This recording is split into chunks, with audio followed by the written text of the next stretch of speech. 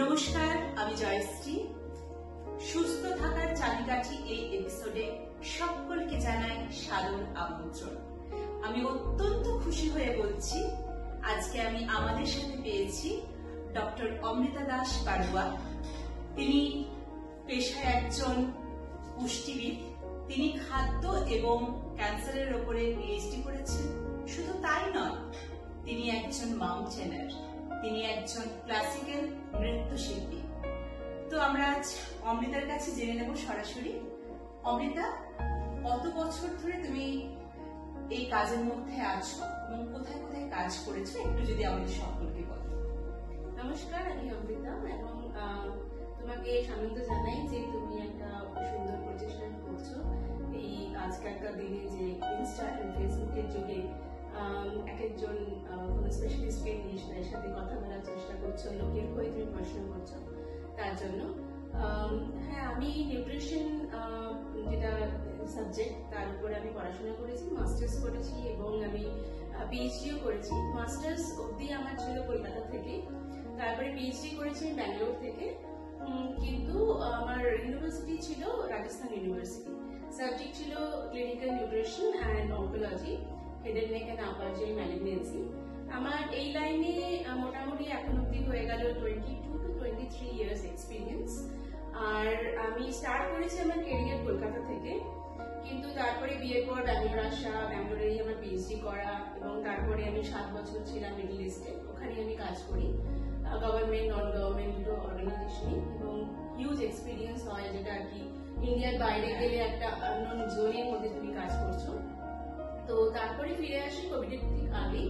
তারপরে আমি একটা সৌভাগ্য হয় যে আমি ডক্টর দেবী শেট্টি এবং একটি এন্ডোক্রাইনোলজি ডিপার্টমেন্ট ওদের সাথে আমি কাজ করতে পারি, অনেক কিছু কাজ শিখেছি ওখানে।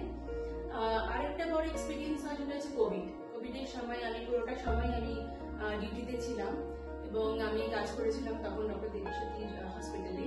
তো সেখানে আমাদের একটা বিশাল সময় গেছে যেখানে কিনা ক্রাইসিস, ফ্যামিলি ক্রাইসিস প্লাস তোমার একটা মেডিকেল ক্রাইসিস, এই দুটোকে সমান তালে মেনটেন করে।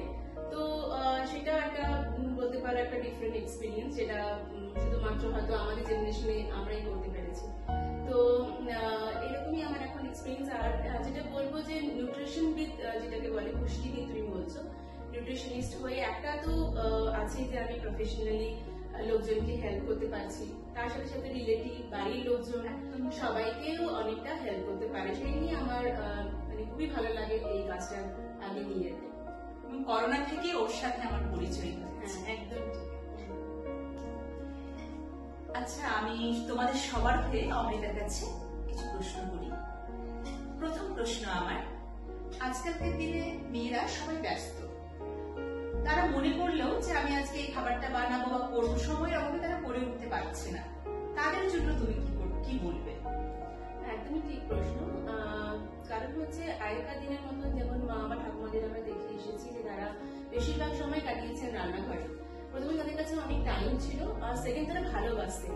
তো দুটো কারণেই ওনাদের পক্ষে সম্ভব ছিল ঘন্টার পর ঘন্টা সুন্দর করে, যেমন তুমি যে জানো যে কচুলতি, মোচার তরকারি, থোড়ের তরকারি, এগুলো খুব সুন্দরভাবে বানানোর থেকে সময় ছিল। এখনকার আমরা এত খুব চটজলদি, তাই না, আমরা ছুটছি। এই যুগে যদি আমরা ওই ধরনের খাবার কথা ভাবি তাহলে সত্যি সম্ভব নয়। তো যেটা আমাদের করা দরকার সেটা হচ্ছে যে আমরা যে খাবারটা খাবো সেই খাবারটা কি খাচ্ছি এবং সেই খাবারের মধ্যে কি কি নিউট্রিয়েন্ট আছে ওগুলো দেখাটা সব থেকে বেশি ইম্পর্টেন্ট। মানে যে খাবারটা খাচ্ছি সেটা ব্রেকফাস্টই হোক, লাঞ্চ হোক বা ডিনার হোক, সেটাতে প্রোটিন আছে কিনা, সেটাতে ফাইবার আছে কিনা, আর সেটাতে কতটা পোর্শন আমরা কার্বোহাইড্রেট খাচ্ছি, এগুলো দেখে একটা সুন্দরভাবে সাজিয়ে নিয়ে যদি আমরা ব্রেকফাস্ট, লাঞ্চ, ডিনারকে ভাগ করে নিই, এবং স্ন্যাক্স যেটা খুবই ইম্পর্টেন্ট। কারণ আমি দেখেছি বেশিরভাগই আমার পেশেন্ট বা বলো বা ক্লায়েন্টই বলো, তারা স্ন্যাক্স এর উপর বেশি পরিমাণে ঝোঁক দেয় দেন মিল। আজকাল বাচ্চারা তাই, কারণ স্ন্যাক্সটা চট করে পাওয়া যায়, আর ইন্ডিয়া হচ্ছে আমি বলবো যে আমরা ফেমাস ফর স্ন্যাক্স। একদম ভীষণ মুখরোচক খাবার, যেগুলো খাওয়া যাচ্ছে, ইজি টু অ্যাভেলেবল, দোকানে গেলেই পাওয়া যাচ্ছে, দোকানে না গেলেও বাড়িতে চলে আসছে, তো খুব ইজিলি অ্যাভেলেবল, বাট এগুলোতে কোনো নিউট্রিশনই নেই। তো আমি যখন কোনো খাবার খাচ্ছি আমার নিশ্চয়ই জানা দরকার সেটা আমার শরীরের ভেতর থেকে কিভাবে কাজ করছে। তো সেটা যদি আমি জেনে নিই তাহলে আমরা সুন্দরভাবে সেটাকে সাজিয়ে নিতে পারি। তো একটা জাস্ট উদাহরণ দিতে হলে অনেকগুলো লম্বা লিস্ট আছে, তার মধ্যে হয়তো আজকাল টাইম হবে না। তো একটা উদাহরণ দিচ্ছি যে চটজলদি ব্রেকফাস্ট। কারণ ব্রেকফাস্ট এমন একটা সময় যেখানে আমরা সবাই খুব তাড়াহুড়া থাকে, অফিসে যাওয়ার থাকে, বাচ্চাদের স্কুল যাওয়ার থাকে। তো সেখানে আমরা এমন একটা জিনিস বানাতে পারি যেটাতে পুরোপুরি মানে একটা সবকটা নিউট্রিয়েন্ট যেগুলো আমাদের দরকার শরীরের জন্য সেগুলো থাকবে, অথচ টেস্টিও হবে, খুব তাড়াতাড়ি বানানো যেতে পারে। সেটা হচ্ছে স্মুদি। যেমন ধরো ওটস, দই, লো ফ্যাট দই অথবা লো ফ্যাট মিল্ক বা বাড়িতে পাতা দই হলে আরো টক দই খুবই ভালো হয়।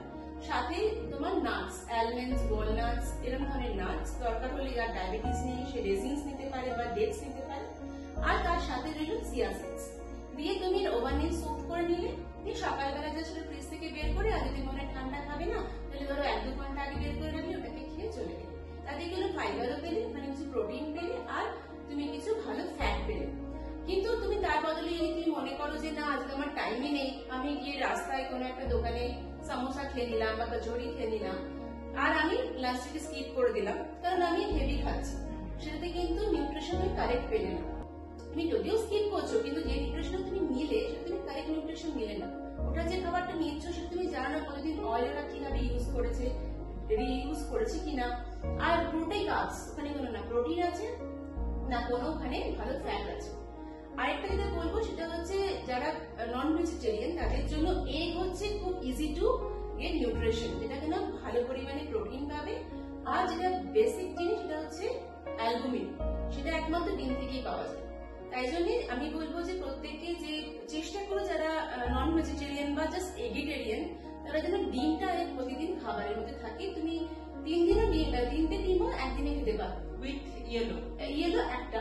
এটা কিন্তু আমেরিকান হার্ট অ্যাসোসিয়েশনও বলেছে, পারমিশন দিয়েছে যে সারাদিনে একটা ইয়েলো ডেফিনেটলি খাওয়া যায়, কোনো অসুবিধা নেই। যারা জিম করে বা যারা হেভি এক্সারসাইজ করে তাদের জন্য 3 থেকে 4টে হোয়াইট অ্যালাউড। ঠিক আছে, এইভাবে আমরা সাজাতে পারি। আরো অনেক লম্বা লিস্ট আছে, পরবর্তীকালে ডিসকাশন করা যাবে।